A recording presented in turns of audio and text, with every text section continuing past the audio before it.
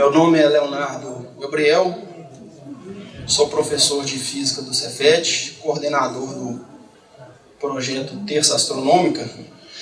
Antes de eu falar um pouco do projeto, eu vou passar a palavra para o professor Sidney Maia Araújo, que é subchefe do Departamento de Física, que vai falar um minutinho aqui.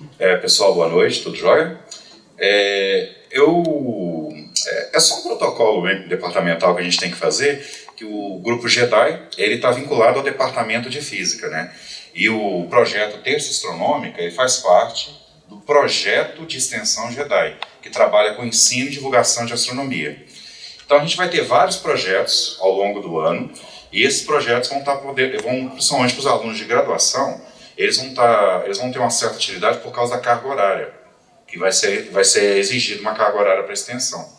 Então o JEDI, ele pode ser uma entrada boa para vocês, para poder fazer esses projetos. E também os alunos da educação básica, que o JEDI começou com isso, né? De fazer divulgação de astronomia para a educação básica. Então aqui, estou aqui um pedido do chefe do departamento, professor Antônio Arapiraca. Eu, como chefe adjunto, inicio então os trabalhos de 2022 do JEDI como projeto de extensão, tá bom? Bom projeto para vocês. E agradeço muito a nossa palestrante. Agradeço ao professor Sidney Maia Araújo, mais conhecido no Cefet como Sidão, né? Sidão. Então passa aí, Sidão. Tá aí o que o Sidão falou, esse é o nosso Grupo de Estudo e Divulgação de Astronomia Intercamp do Cefet-MG. E é óbvio que a sigla, o nome foi forçado para o som ficar JEDI na sigla.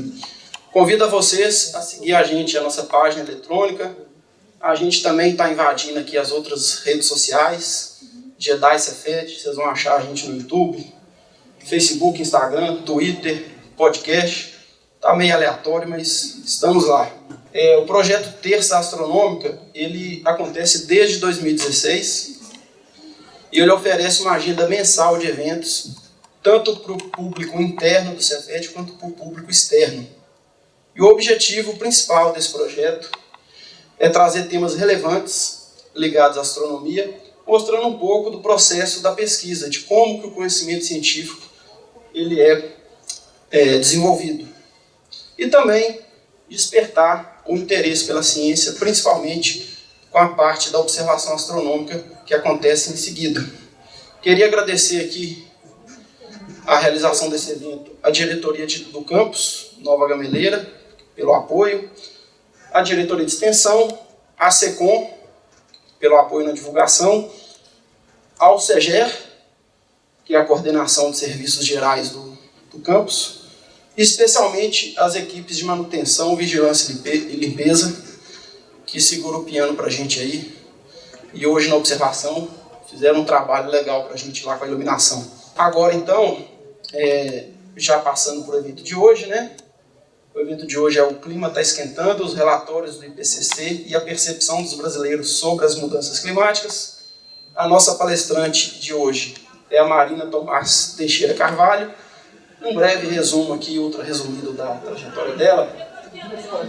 Ela é mestre em Sociologia pela UFMG e o tema de pesquisa dela foi a percepção dos brasileiros sobre as mudanças climáticas. Ela também é engenheira química e, para a gente aqui, quer dizer, na graduação dela, ela fez um sanduíche no Newcastle University. E para a gente, é um carinho muito grande, uma alegria muito grande, que ela já foi aluna do Cefet. Ela é formada em técnico em Química, lá no campus de Timóteo. Então, para a gente, é um carinho muito especial. Além disso, ela é ilustradora e divulgadora de ciência, faz parte do podcast Dragões na Garagem. Quem não conhece, precisa conhecer. Então, Marina, seja bem-vinda. Muito obrigado.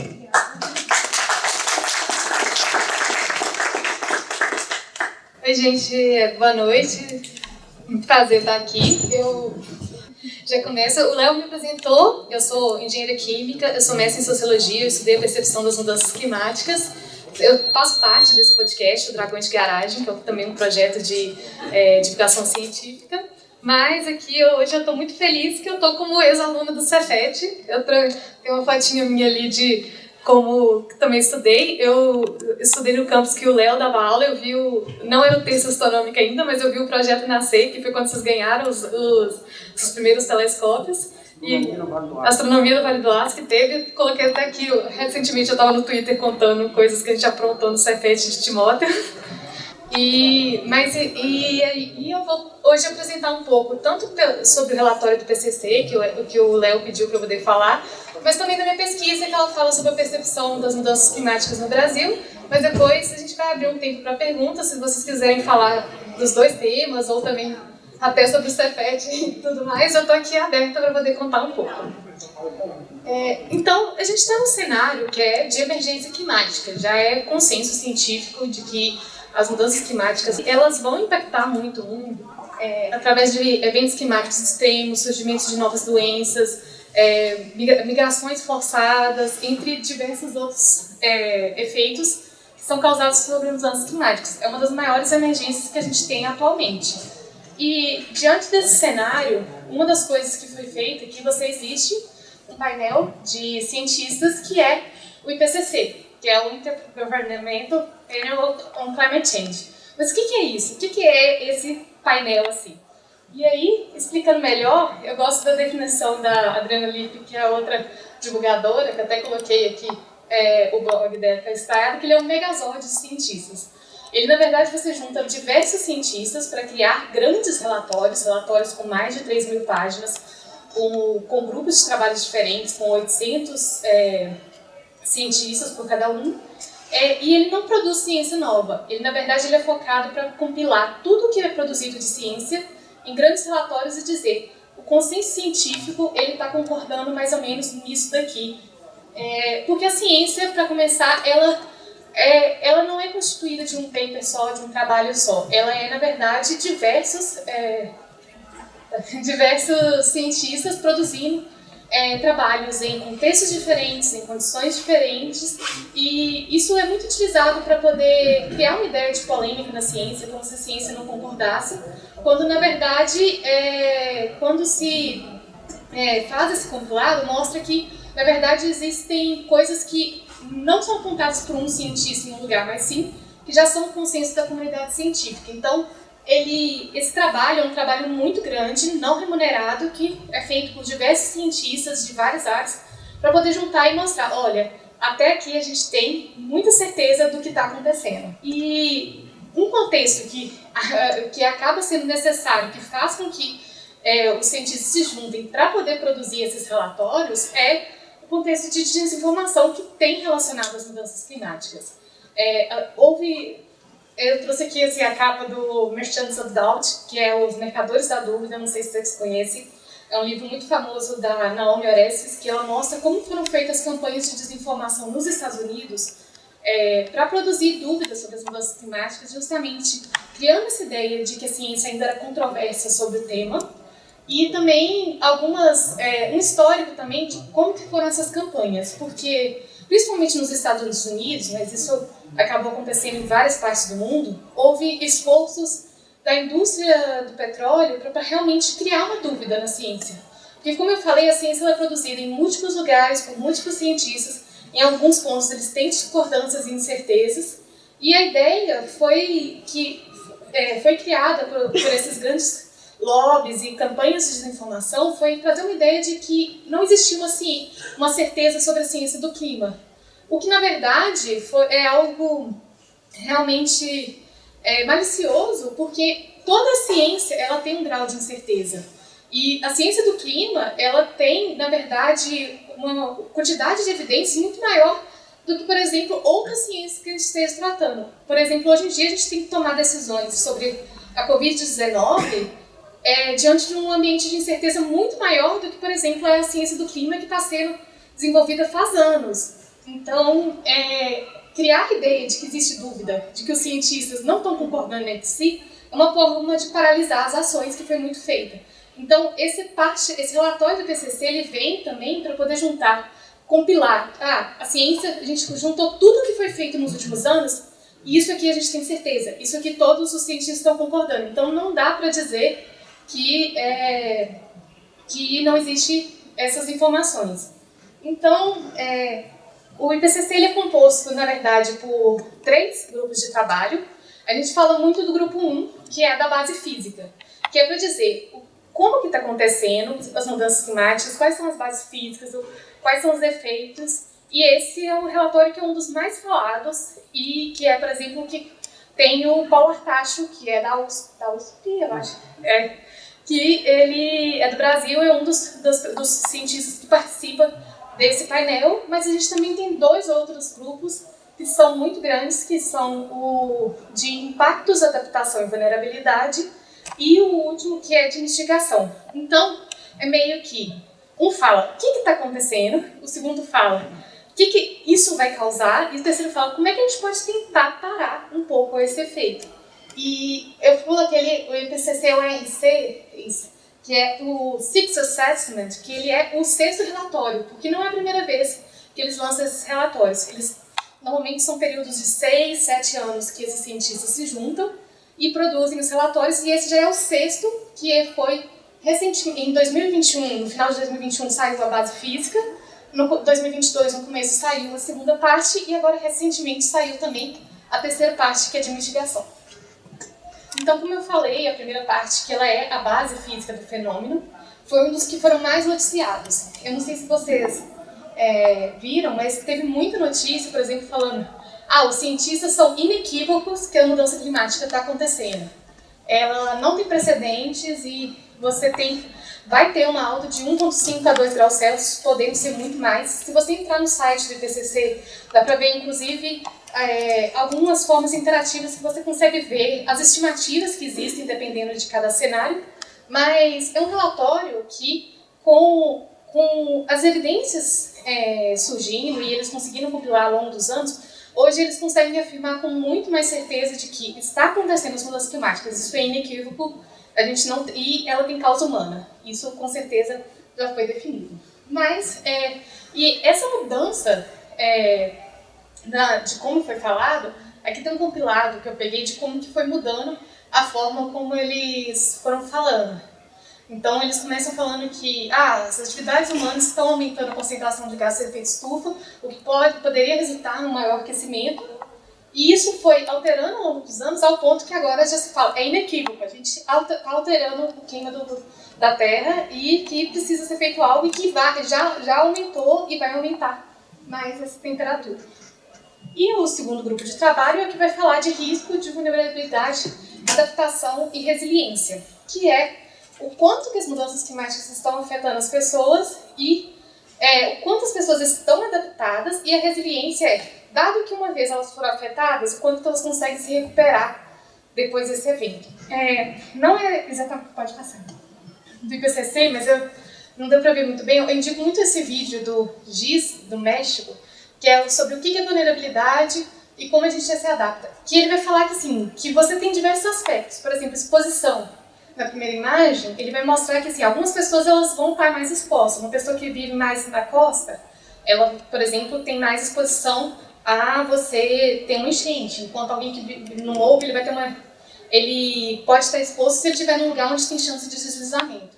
Mas supondo 2 pessoas no mesmo lugar, a sensitividade dada a mesma exposição, o quanto que aquele evento pode afetar aquela pessoa. Por exemplo, uma pessoa que a casa dela já é elevada, ela vai ser menos afetada do que alguém que realmente a casa não tem nenhuma proteção. E a adaptação, por exemplo, essa família, ela consegue, dado um evento climático, ela tem dinheiro para sair de onde está, ela tem forma de transporte, como que ela está adaptada, e por último a resiliência, uma vez que você passou por aquilo, quanto que você consegue se reerguer. Então são esses fatores que vão constituir a vulnerabilidade. E é muito importante porque as mudanças climáticas, a gente fala dela como algo que está afetando todo mundo, mas a gente sabe que não afeta as pessoas da mesma forma. Então tem que ter um cuidado, porque além de ser ele não é só um problema ambiental, ele é um problema social, e que a gente vai lidar a partir cada vez mais com a questão de migrações, de todas as questões sociais que vão vir com as mudanças climáticas, maior fome, maior quantidade de pessoas que vão ser afetadas por enchentes, por eventos extremos. Então isso é muito importante.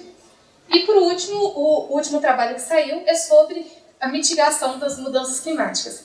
Então, eles vão fazendo um compilado de tudo que é mais novo, do que já existe para mitigar e o que é sugerido. Então, uma última notícia que veio recentemente é que é possível limitar a 1,5 graus Celsius, mas a gente precisaria acelerar muito o corte de emissões. Então, as mudanças climáticas, a gente às vezes fala muito do IPCC na primeira parte, para poder, na ideia de, você precisa convencer as pessoas que está acontecendo. Mas é muito importante também olhar para os outros dois, que na verdade a primeira parte já está há vários anos já mais definida, se sabe o que está acontecendo.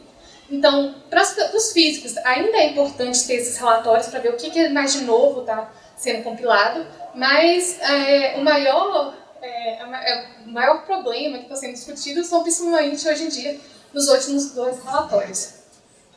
E lembrando, eles são relatórios muito extensos, eles têm mais de 3.000 páginas, ninguém lê eles inteiro, e para isso existe um Summary for Policy Makers, que são resumos feitos para tomadores de decisões, ONGs ou até a população civil ler e entender quais são os principais resultados de cada um. Esses, recentemente, aquelas capinhas que eu mostrei são os resumos mais recentes, e como eu falei, eles têm produtos novos, por exemplo, eles geram visualizações, geram outros produtos, mas não é ciência nova. É compilado de ciência para poder definir o que tem de consenso, mas não é feito nenhuma pesquisa. São cientistas que vão ler todos os trabalhos, vão decidir entre eles o que foi mais relevante, passam por processos muito longos, tanto de discussão entre os cientistas para o que vai entrar.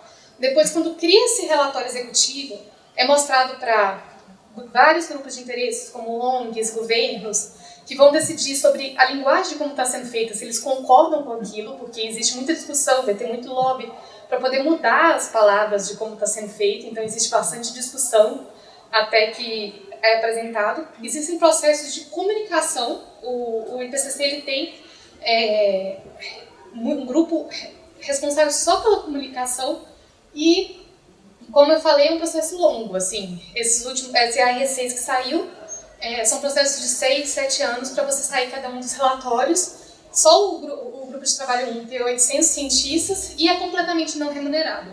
Para não dizer que os cientistas estão sendo influenciados e recebendo para isso, é um processo que ainda é feito da ciência 100% não remunerado e dá muito trabalho. E isso é até um problema, porque a gente tem muita coisa na ciência que é hoje em dia feito completamente não remunerado, mas que são processos importantes para a gente ter. E, como eu falei, tem todo o processo de comunicação. Quem quiser saber mais sobre essa parte, então a gente pode conversar depois, mas a gente tem um podcast do Dragões de Garagem falando só sobre isso, uma entrevista com o Paulo Artacho, que ele é um dos participantes do PCC, ele conta um pouco como que é de dentro, como que é ser um cientista falando disso. E eu recomendo também esse é o podcast que eu sigo, Dragões de Garagem, que pode passar. E tem um podcast que é da nossa casa também, mas que é feito por uma outra amiga minha, que é o Tortinha de Climão, que tem tanto um episódio sobre Sol e IPCC com o Paulo Artacho, que é sobre o Work Group 1, e agora recentemente saiu sobre os últimos 2 relatórios. São podcasts curtinhos de 15 minutos que explicam. Então, eu quis passar um pouco esse detalhe de como que é essa parte de comunicação do IPCC, mas o que eu estudo mesmo, que eu vou falar um pouco mais, é a percepção das mudanças climáticas no Brasil. Por que eu estou falando disso? O IPCC, como eu falei, ele mostra que N equívoco está acontecendo. Mas é importante também a gente entender como que o brasileiro assim, entende. As pessoas elas já sabem disso, essas informações que os cientistas estão compilando. Os brasileiros, eles têm certeza sobre essas informações, eles estão sabendo, não estão sabendo. Então eu busquei entender um pouco mais disso. E o primeiro achado de pesquisa é que a gente tem muito pouca pesquisa no Brasil estudando como que os brasileiros entendem, muito diferente dos Estados Unidos, que tem um volume de pesquisa muito grande nessa área. No Brasil falta isso, mesmo a gente sendo um dos países mais preocupados. O Brasil ele se destaca há muitos anos como um dos países mais preocupados com as mudanças climáticas. Por exemplo, esse aqui, e essa preocupação não é de hoje. Essa pesquisa de 2009, que pergunta se as mudanças climáticas são muito sérias, já mostra o Brasil com mais de 90% de pessoas dizendo que as mudanças climáticas são sérias. Com comparação com os Estados Unidos é muito diferente. e não mudou tanto. O Brasil, daqui para lá, ele não diminuiu, ele continuou com mais de 90% e um pouco mais, assim. E isso não ocorreu também uma queda que aconteceu nos Estados Unidos entre os anos 2000 e 2010. Como eu citei lá sobre os mercadores da dúvida, entre 2000 e 2010, os Estados Unidos eles tinham uma preocupação que era muito similar ao que ele tem atualmente, e ela foi caindo por causa das campanhas de desinformação, por causa da discussão que aconteceu na mídia. E no Brasil isso não aconteceu. O Brasil tem pesquisas da época que mostram sobre a mídia aqui, foi um dos países que menos deu espaço para vozes negacionistas, e por outros fatores também, o Brasil continuou sendo um dos países onde mais pessoas acreditam que as mudanças climáticas estão acontecendo e são sérias. Como eu falei, as nossas características são bem diferentes dos Estados Unidos. Além de a gente ser mais preocupado, a gente é menos polarizado no tema. Não é que não existe polarização, mas, por exemplo, nos Estados Unidos, você se declarar de direita ou de esquerda é praticamente definir qual que é a sua posição política. Se você acredita que está afetando, por exemplo, 83% da esquerda acredita que está, enquanto 32% da direita só acredita. Enquanto no Brasil existe uma diferencinha, mas é muito menor. Então, aqui a gente tem uma característica também muito diferente, que a visão sobre as mudanças climáticas ela ainda não colou tanto. Não quer dizer que não existam grupos no Brasil que sejam negacionistas e estejam mais ligados a uma posição ou outra. Mas aqui não é tão ligado à identidade como acontece nos Estados Unidos. E uma das pesquisas que eu estudei para poder olhar isso é a pesquisa de percepção de ciência no Brasil. O Brasil tem compilado de pesquisas que estudam a percepção da ciência desde 85, essa última é de 2019, e ela mostra que quando a gente pergunta se o brasileiro está preocupado com a mudança climática, como eu falei, aproximadamente 90% da população vai dizer que está preocupado ou muito preocupado, só que a gente tem algumas dúvidas. Por exemplo, se você perguntar se os cientistas estão exagerando sobre as mudanças climáticas, você já tem uns 50% ali que vão dizer que sim. Então, fica uma dúvida. Se você está muito preocupado, mas acredita que os cientistas estão exagerando, como que funciona isso? E aí, outra coisa que deu para olhando esse banco de dados é que, mesmo se a gente combinar muitas variáveis, se eu tentar explicar, por exemplo, o que prevê que o brasileiro vai dizer que está muito preocupado, ou então o que prevê que ele vai dizer que o cientista está exagerando. Mesmo se eu tentar colocar, por exemplo, gênero, raça, escolaridade, visão sobre gênero, que é uma coisa que mede posição conservadora ou não, interesse em ciência, o tanto que o brasileiro, se ele quer investir em ciência. Nossa, se eu pegar um compilado gigante de variáveis e tentar explicar, eu vou explicar no máximo 10% dessa resposta, que mostra que, na verdade, não existe nenhum grupo social no Brasil que é marcadamente contra ou a favor das mudanças climáticas. Tem pessoas muito preocupadas ou nada preocupadas entre, vamos supor, homens brancos de alta renda e alta escolaridade, ou mulheres jovens, negras, todos os grupos. Se você pegar qualquer grupo, você vai ter tanto pessoas preocupadas quanto pessoas não preocupadas, e ainda que existam tendências, ele não é definidor. Você está explicando muito pouco dessa variação. E aí a gente conseguiu identificar algumas coisas, por exemplo, idade afeta um pouco, a noção de ciência, a visão conservadora. Se você tem muito interesse em religião no Brasil, curiosamente aqui, você ser mais religioso tem mais chance de você se dizer preocupado, que é diferente dos Estados Unidos, que é completamente o contrário. Mas isso explica bem pouco e é só ligeiras tendências que existem nesses dados. Então, assim, se a gente tem uma situação em que você sabe que a maioria é preocupada, e que tem gente preocupada e não preocupada em todos os grupos, como é que você pensa a campanha de comunicação nesse caso? Então, foi o que eu tentei resolver na minha pesquisa, que foi uma segmentação de grupo. A gente tentar entender quais que são os grupos no Brasil e quais que são as características desse grupo. E aí, eu consegui, através de uma técnica que chama análise de classe latente, identificar 4 grupos no Brasil. E isso foi um pouco surpreendente. A gente tem os antenados, que eu vou explicar um pouco mais, mas que são surpreendentemente 66% da população. Os perdidos, que são 29%. Os desligados e os incrédulos. E agora eu vou explicar um pouco o que são cada um desses grupos. Os antenados, eles são o grupo que já tem certeza de tudo aquilo principal que o RC está falando, que é que as mudanças climáticas estão acontecendo, que elas vão afetar tanto a eles pessoalmente quanto as gerações futuras. Eles também têm certeza de que os cientistas têm consenso, que a causa é humana, que o tema é importante, e além disso eles têm características de serem muito preocupados com o meio ambiente e, perguntados entre priorizar a economia e o meio ambiente, a maioria deles vai dizer que priorizarem o meio ambiente. Isso não quer dizer que esse grupo de 66% está envolvido, que ele está mobilizado, que ele está envolvido em campanhas. Ele só é garantido que, assim, o problema nessa questão, uma grande parte da população brasileira, não é informar o básico, não é dizer o que está acontecendo, porque muita gente no Brasil já acredita que está acontecendo e já acredita que tem causa humana, o que é uma crença-chave e que é muito importante no país, e que você não tem uma característica dessa nos Estados Unidos. Você vai ter um grupo semelhante a esse agora, em 2021, chegando a 33%. E que antigamente seria 15%, por exemplo. Então, isso é surpreendente, mas dado quando a gente olha os dados do Brasil, que responde há muito tempo, a maioria da população dizendo muito preocupada, apesar que a gente normalmente vê o brasileiro como não vai ser preocupado, ele realmente é. Mas como eu falei, isso não quer dizer que esse grupo está mobilizado, isso não quer dizer que esse grupo sabe o que fazer, que esse grupo está envolvido com políticos, com grupos, com ONGs. Ele só quer dizer que não é uma questão de informação.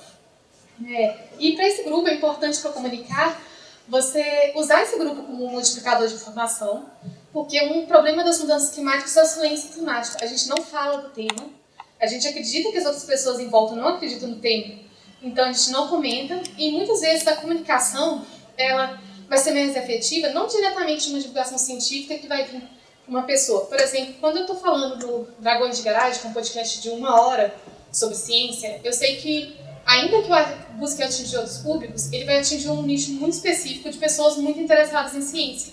Mas ele também tem um papel que, quando eu estou falando nesse grupo, eu estou informando pessoas que têm interesse em ciência que elas podem conversar com seus familiares. E isso é importante também fazer. Pegar essas pessoas que já têm certeza das informações e incentivar para poder falar com as pessoas que eles conhecem.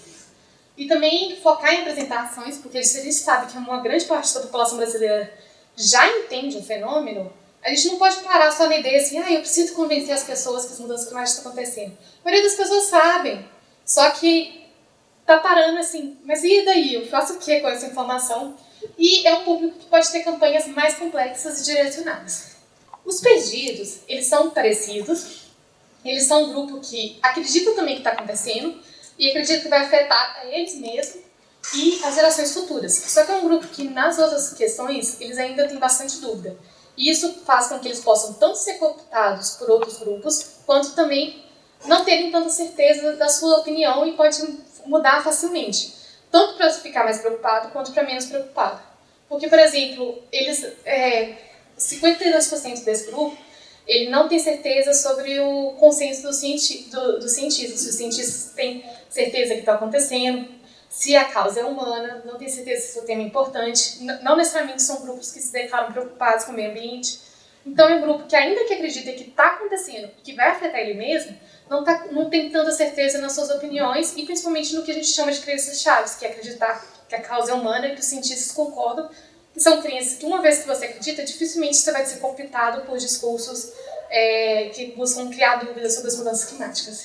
Para esse grupo, é importante reforçar esses pontos fundamentais de crença, falar novamente, olha, as mudanças climáticas têm causa humana e os cientistas eles têm certeza. Eu não coloquei aqui um slide, mas o que a gente tem hoje é 99% dos cientistas dizendo que as mudanças climáticas estão acontecendo. Não existe essa ideia de que 50% dos cientistas acham uma coisa e 50% acham outra. Existe consenso, um consenso maior do que muitas áreas da ciência não apresentam. E criar campanhas mais simples e mais abrangentes, esse é o tipo de público que, por exemplo, poderia ser atingido numa campanha feita numa escola, no zoológico, no meio de TV de massa, porque ele não buscaria, por exemplo, algo muito específico como um podcast de ciência, uma revista de ciência, e reforçar que esse tema é socialmente relevante, que não é só uma coisa de as mudanças climáticas estão afetando o urso polar lá na Antártica. É algo que as mudanças climáticas estão gerando fome hoje em dia, estão gerando pessoas tendo que ser migradas forçadamente hoje em dia. E os desligados são aqueles que acreditam que as mudanças climáticas estão acontecendo, tem grande chance de acreditar, tem até mais chance de acreditar que os perdidos, que a causa é humana, eu não posso ser cientistas, mas que não acreditam que vai afetar nem a eles mesmos, nem a geração futura. São os que acreditam. Está acontecendo, mas eu não ligo, ou não vai me afetar. E esse grupo, surpreendentemente, ele é 2% da população. Não é que a gente tem que esquecer que eles existem, mas às vezes a gente trata como se a maioria da população fosse esse grupo, ou o outro grupo que eu vou mostrar. Que é tipo, eu tenho que mostrar para as pessoas para elas ficarem alarmadas de que está acontecendo. Sendo que muita gente já sabe o que está acontecendo e já está preocupada. E se a gente fica focando só em preocupar as pessoas, sem oferecer alternativas do que fazer, isso pode deixar com que as pessoas acabem ficando paralisadas. Esse grupo, você também tem que reforçar os pontos centrais de crença, mostrar que as mudanças climáticas são aqui e agora, não é algo no futuro, não é algo longe, é algo que afeta aqui no Brasil e que gera questões sociais e não só ambientais, e gerar mensagens que são envolventes com narrativas, com outros tipos de abordagem. E por último, o que é mais próximo do que a gente chamaria de negacionista, mas negacionista acabou virando um termo muito vago aplicado para muita coisa. Nas mudanças climáticas, a gente definiu como incrédulos os 3% da população que realmente declara que tem grande chance de dizer que as mudanças climáticas não estão acontecendo, não acredita que exista consenso entre os cientistas, não acredita que a causa é humana e, no geral, também não tem grande chance de dizer que não vão afetar eles mesmos, as gerações futuras, não preocupam com o meio ambiente, não diriam que priorizariam o meio ambiente sobre a economia. Então, esse grupo é 3% da população. Mas ele parece mais, né? Porque se você pegar qualquer discurso, seja nas redes sociais, seja na mídia, a impressão que é que é muito maior a porcentagem de pessoas que têm essa posição. Mas isso mostra que primeiro, que esse grupo ele tem muita influência, ele tem grandes lobbies, ele tem grandes eventos, ele está presente na mídia, ele está presente nas redes sociais com muito dinheiro colocado, e também porque a forma das redes sociais faz ele ganhar mais influência. Então, não é que a gente deve esquecer esse grupo, com certeza não, porque é um grupo que tem muito poder, mas que não necessariamente esse grupo vai ser influenciado, por exemplo, se eu chegar assim: olá, senhor negacionista, tudo bem? Deixa eu te explicar a verdade das mudanças climáticas e a partir de agora você vai mudar de ideia, porque não funciona assim. Todos os estudos que a gente tem sobre engajamento da população, sobre mudanças climáticas, mostram que quando você já está nessa posição, dificilmente a informação vai mudar a sua ideia. Inclusive, pessoas mais escolarizadas costumam ter opiniões mais fortes, que fazem com que dificilmente você mude de ideia, porque você consegue criar justificativas mais complexas na sua cabeça. Então, às vezes vai se tratar não de informar essa população, mas diminuir o impacto dela, pensar em como que você vai regularizar, por exemplo, redes sociais para lidar com desinformação, como que você vai regularizar a questão de lobby, de eventos. Então, é bem mais complexo. E, como eu falei, se você realmente tentar comunicar com essa população, o primeiro ponto é desenvolver relações de confiança, porque geralmente é uma população que não tem confiança nos cientistas ou nas formas de padrões de mídia, de universidade. Você ter mensagens alinhadas aos valores dessas pessoas, mas principalmente evitar que esse público cresça e que o impacto dele aumente. Então, por último, a gente conseguiu com a pesquisa ter um pouco assim, qual é a característica de cada grupo. Dá para ver que, por exemplo, entre homens e mulheres, você tem mais mulheres no grupo dos antenados e mais homens no grupo dos incrédulos, ainda que sejam ligeiras tendências. Isso não é uma regressão linear que eu permita dizer que, por exemplo, que o efeito de mulher mesmo, ou se seria um efeito da maior escolaridade das mulheres, mas que tem essas tendências de que você tem uma tendência maior de antenados nas mulheres e incrédulos nos homens, ainda que percebam que tem gente em todos os grupos. Idade também, você não mostra que existe uma tendência assim, muito clara em ter porcentagem de desligados e incrédulos, somente que você tem um pouco mais de perdidos na população de 55 mais em relação a antenados. E em relação à escolaridade, era esperado que você tenha um pouco mais de população antenada entre superior do que em escolaridades menores, até porque os antenados são uma população caracterizada por ser muito informada. Então, existe essa tendência, mas novamente está em todos os grupos. E em relação à posição política, você tem um pouco mais de antenados sendo de esquerda e mais incrédulos à direita, mas novamente, isso não define qual grupo você vai ser. Você tem tanto incrédulos de esquerda e antenados de direita. Então, mostra que ainda que existam diversas tendências, em todos os grupos sociais existem todos os grupos. Então, mais ou menos foi isso a minha pesquisa. Se quem quiser acessar mais detalhes, tem esse dashboard que é de percepção das mudanças climáticas, que vocês podem acessar e mexer um pouco nos grupos. E também tem o banco de dados, que é a pesquisa de percepção climática, que eu participei do programa de pesquisa, então o link para os resultados estão lá também nesse site. E dá para acessar também mais resultados sobre essa pesquisa, que eu acabei não falando. Os dados dessa segunda análise que eu fiz foi baseado nessa pesquisa do ITS, que foi feita em 2020, sobre a percepção dos brasileiros, uma pesquisa nacional estratificada. E, então, eu fiz análise de dados com uma pesquisa que ela tem representação nacional, e é isso. Acho que vai ser a conclusão aqui. E eu vou abrir para se alguém quiser fazer alguma pergunta, quiser começar, estamos aqui para poder falar sobre o tema. É isso.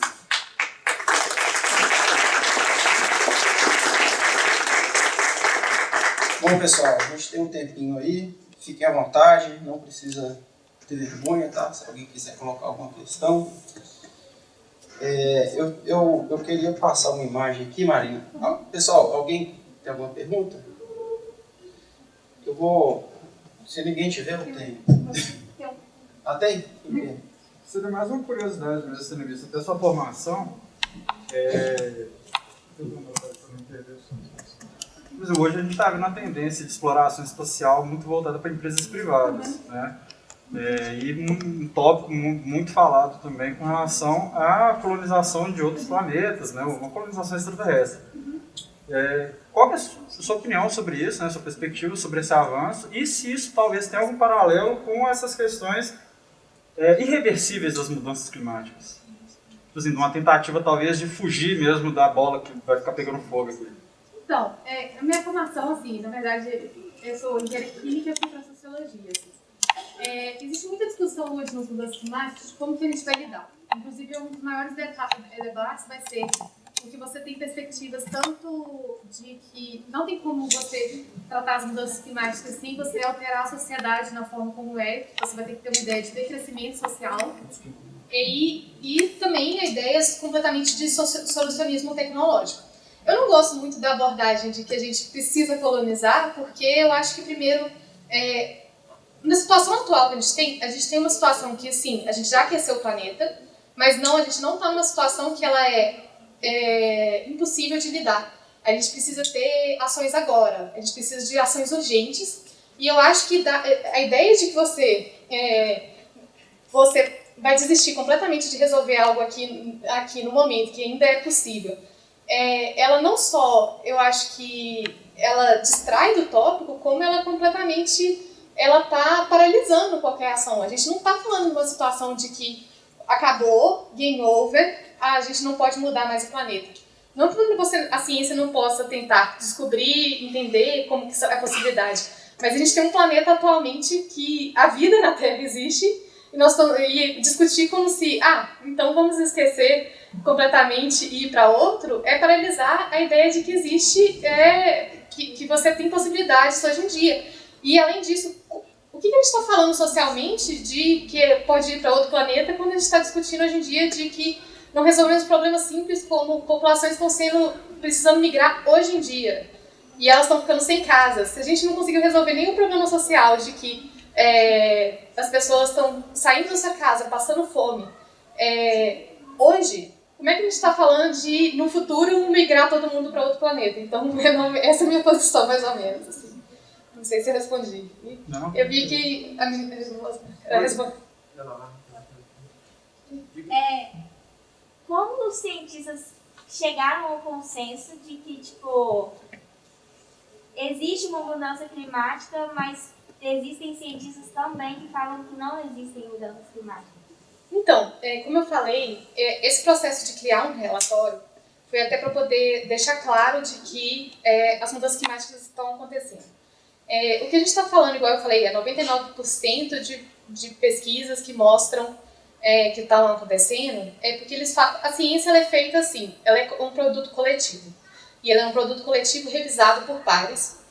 Você produz os seus resultados, esses resultados vão para outros cientistas que vão avaliar os seus resultados e eles vão dizer, isso aqui é ciência boa, pode ser publicada. Então, quando o 99%, ele é 99,9%, não 100%, porque a ciência também tem falhas, ela consegue passar outras coisas, e quando os estudos que mostram, quando se analisa os métodos de terem alguns cientistas falando que não está acontecendo, às vezes esses métodos, eles têm problemas, eles foram feitos com metodologias que desconsideraram algumas questões, então esse processo de criar um relatório em que uma banca de 800 cientistas vão olhar tudo que foi produzido nos últimos 6 anos para poder analisar, olha, o consenso é esse, é justamente para poder dizer isso, porque quando começou, a ciência climática ela já tem mais de 100 anos desde que teve a primeira evidência de que gases estufa podem aquecer o planeta. E antes existia aquela dúvida, pode aquecer, pode gerar um efeito, a gente está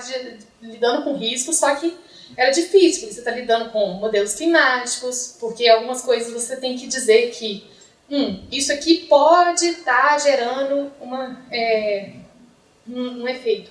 Então, o que foi feito é que a ciência foi avançando para poder ter mais certeza de que está acontecendo mesmo. Através de modelos climáticos, através de pessoas que estão realmente medindo os efeitos. Olha, há anos atrás a temperatura da Terra era essa, agora já é essa.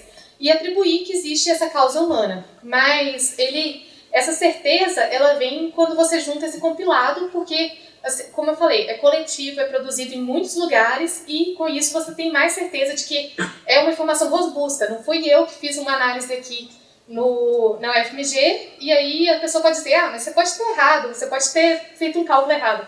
É um combinado de cientistas para poder dizer que realmente existe essa certeza.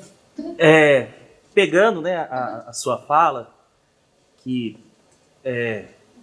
fazendo um paralelo com o efeito estufa, as mudanças climáticas, né, e também na forma de abordar as pessoas, igual você falou a questão dos incrédulos, né, buscar uma relação de confiança, aí colocar uma suposição, você vai se deparar com um incrédulo, ou com um camarada que acredita numa outra vertente, porque como você também falou, a ciência é conjunto de trabalho de várias pessoas. E aí tem uma vertente, né, que tem argumentos muito sérios também, que afirma, né, e mostra que mudanças climáticas sempre ocorreram. Né, em vários e vários séculos atrás, onde a população mundial era menos da metade do que é hoje, onde não existia indústria, não existia carro. Mais recentemente, na década de 30, houve vários picos de temperaturas, principalmente no hemisfério norte. Então, eles utilizam esses argumentos, e alguns até têm a teoria, né, das eras glaciais, seria processo natural, terrestre, enfim. Aí dentro desse contexto, como que você iria, né, abordar, né, uma pergunta meio lúdica, tá? Abordar um incrédulo, né, e tentar, pelo menos, ele fazer com que ele refletisse sobre o lado humano da influência, né? Então, é muito caso a caso que a gente lida com questões quando as pessoas estão indo diretamente contra o consenso científico. Uma das primeiras coisas que, igual você falou, primeiro você entender onde que está a questão, em qual ponto que a pessoa está parando. Ela está parando que ela acredita que está acontecendo, mas que não é grave o bastante. Ela está parando no ponto de que ela acredita que a mudança climática sempre existiu, a mudança climática ela existe, mas a causa não é humana. E igual a essa questão dos ciclos, o que os cientistas mostram é que, sim, existem ciclos na Terra, ela esquenta e aquece, mas que a gente causou uma mudança além desses ciclos, que já é inequívoco, que aconteceu de que, mesmo que a Terra varie, a gente alterou a temperatura além dessa variação normal.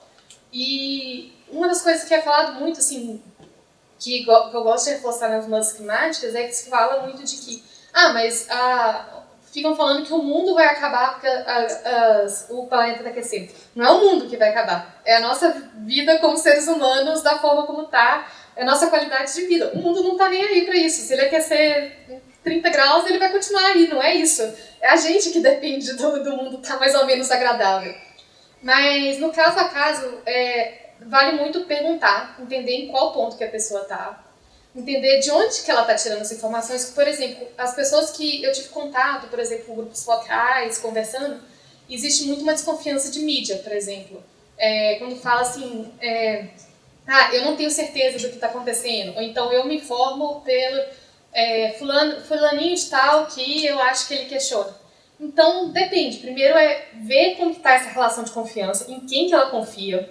Se for numa pessoa específica, tentar mostrar os pontos daquela pessoa para gerar dúvida também. E falar, normalmente com essas pessoas que são muito envolvidas no tema, dificilmente você vai ganhar ela com argumentos. De que, olha, mas a ciência diz isso. Então, às vezes usar a mesma retórica ao contrário. Você acredita nesse cara, mas você já viu que ele tem esses interesses? Por exemplo, existe muito na questão de antivacina, se fala de... o movimento antivax no Brasil, ele vai criar muito a ideia de... Não todo, porque existem várias vertentes de antivacina, mas existe uma muito forte de criar uma ideia de que a vacina pode causar efeitos e que ela não vai ser segura o bastante. Quando você vai... E as pessoas falam assim, olha, estão tentando te convencer disso. E olha, como a indústria farmacêutica ganha dinheiro.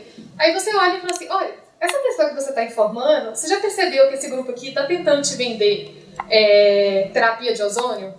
Tipo, você está falando que a indústria farmacêutica é interessada, mas você também está baseando. Então, às vezes, vai precisar de uma contra-argumentação porque é muito mais ligado à confiança e valores. Outra forma que eles mostram muito nos Estados Unidos é por exemplo, que alguns grupos conseguiram com grupos religiosos, com grupos ligados a valores. Por exemplo, aqui no Brasil não seria a mesma coisa, porque grupos religiosos no Brasil têm uma tendência maior de ser preocupado o que precisa ser estudado em quais grupos e quais pessoas específicas. Mas, por exemplo, lá, assim, em algumas pessoas, eles comunicaram sobre... você vai juntar com... o seu grupo religioso vai te ajudar a fazer essa comunicação. Outros com...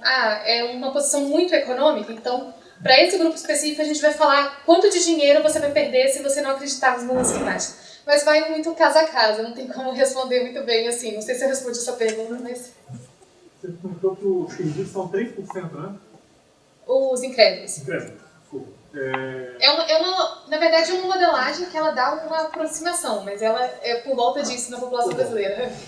103%, você tem algum palpite? Por que esse pessoal faz tanto barulho? Então, em grande parte, igual eu falei, atualmente eles estão muito no poder. Não, é inequívoco que no governo atual federal você tem pessoas que negam as mudanças climáticas e que elas estão, inclusive, em órgãos ambientais do país. Além disso, você tem grandes grupos de lobby e o agro no Brasil tem bastante dinheiro para poder fazer grandes eventos relacionados. E redes sociais. As redes sociais, hoje em dia, elas têm ferramentas que permitem que essas vozes se tornem muito maior. Enquanto o lado antenado, ele é afetado pelo silêncio climático, que no geral a gente não fala do tema, mesmo que acredite muito. Nem sempre a gente está falando do tema com conhecidos para poder... Então existe muita ideia de que, talvez eu acredite, mas que a gente fala de... eu não lembro se é second order belief, que é a ideia que você acredita em algo, mas você acredita que a pessoa do seu lado não acredita também. Então você não puxa o assunto porque eu não quero me indispor com alguém, assim, eu estou no meio de churrasco e quero falar que as mudanças climáticas não existem. Então existe isso, mas então a gente não fala do tema o suficiente em um dos lados. Por outro lado, quem está engajado no tema entende as redes sociais, entende como viralizar as redes sociais, e é muito mais fácil construir dúvida do que construir confiança. Então é muito mais fácil você falar, olha como esse cientista errou aqui. Acho que a gente não devia confiar, porque você explicar todo esse processo, olha, a ciência é um processo muito complexo, tem muita gente, tem muita discussão, e mesmo assim a gente está tentando te fazer convencer em algo que você não vai entender totalmente. Porque mesmo, igual, eu sou cientista social, eu entendo a minha parte. Se alguém me mostrar algo muito complexo da parte física, eu não vou saber entender. A ciência, querendo ou não, ainda que a gente fale e acredite na ciência, ela é um processo de confiança.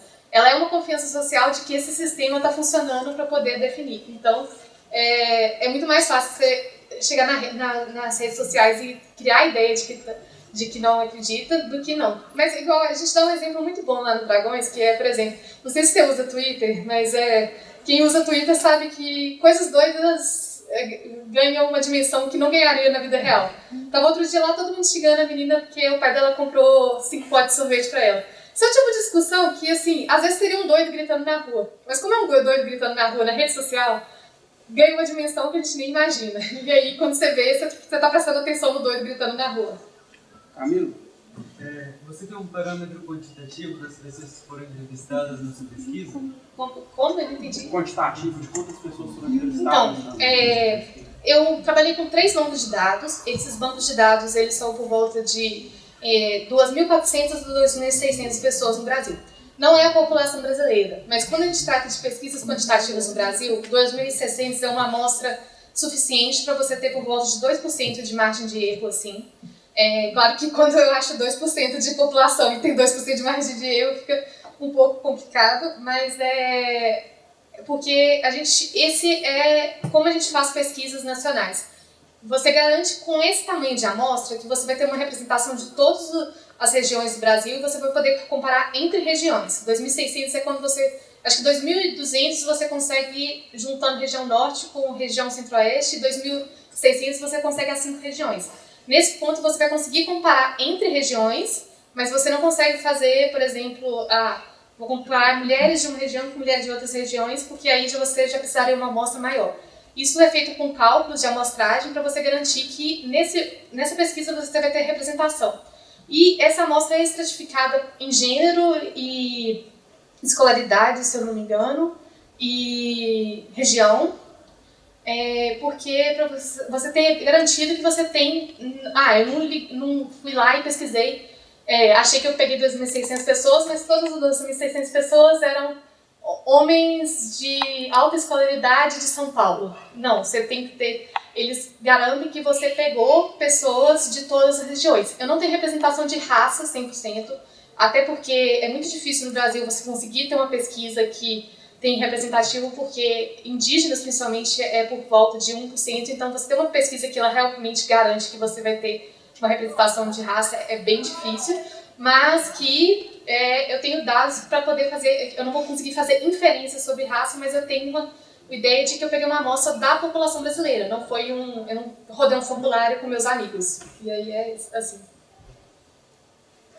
Qual que é o seu nome? Eu? Sara. Sara. Sara, eu vou fechar aqui a pergunta final. Só aproveitar o gancho que ela falou da questão do negacionismo, né?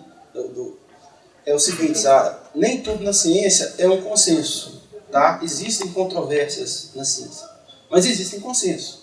E o consenso é definido quando você olha para a ciência como um coletivo e que se estabelece através das melhores evidências empíricas que existem ali. Vozes discordantes sempre existem, honestas ou não.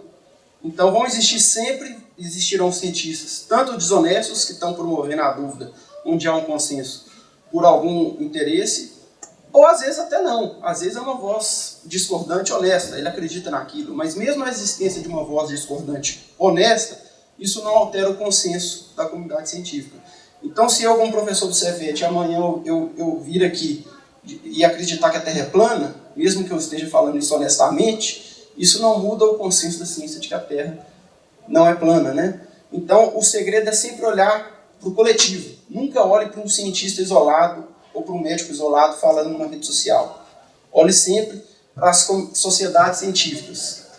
E vá no podcast que a Marina recomendou, do IPCC, do Paulo Artacho, que ali eles vão destrinchar em detalhes como que esse consenso se estabelece no IPCC. Aqui não dá tempo, né, Marina?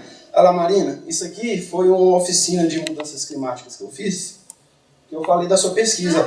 Até me surpreendeu, porque a gente olha para os Estados Unidos, que houve aquela campanha de desinformação, né, que a população polarizou, acredita, não acredita, e aqui no Brasil não está assim. Mas, ao mesmo tempo, o co-orientador dela, que é o Raoni Rajão, ele tem um artigo muito legal, recente, que fala das falsas controvérsias, que são cientistas, geralmente não são especialistas da área climática, mas eles propagam trabalhos, normalmente trabalhos sem revisão por pares, que vão negar as mudanças climáticas, e esse trabalho não altera o consenso da comunidade científica, na verdade são trabalhos que nem revisados são, mas esses trabalhos têm conseguido, infelizmente, entrar no Congresso e simular uma controvérsia que não existe dentro da comunidade científica.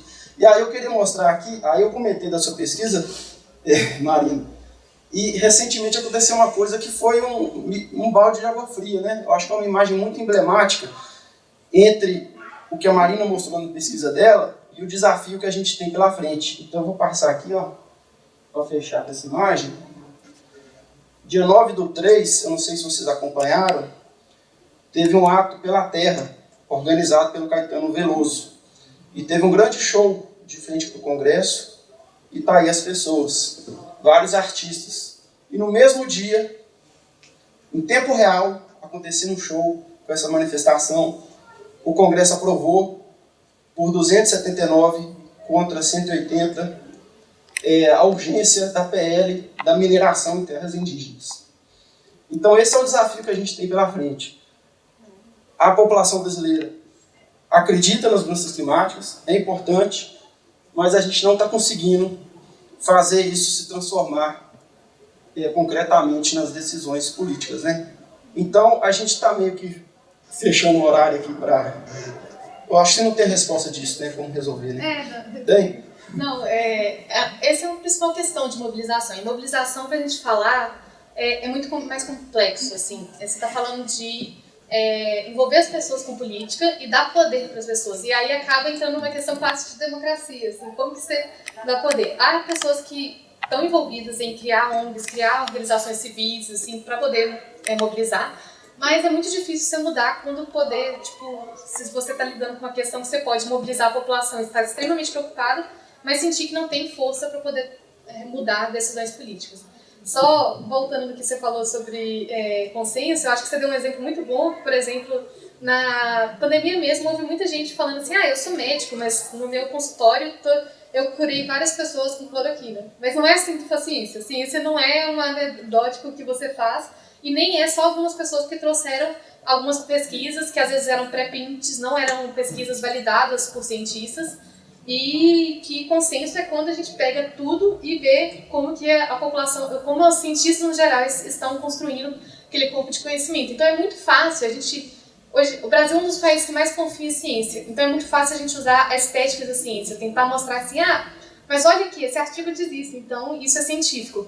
Quando na verdade a ciência não se baseia em um artigo, ela se baseia em um processo coletivo de tomar essa decisão. Então foi importante você trazer isso aí e... Marina, muito obrigado mais uma vez.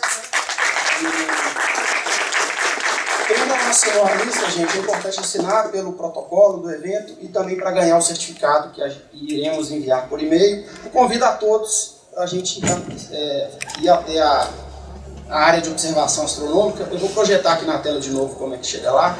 Então, muito obrigado a todos e vamos lá para a observação quem puder.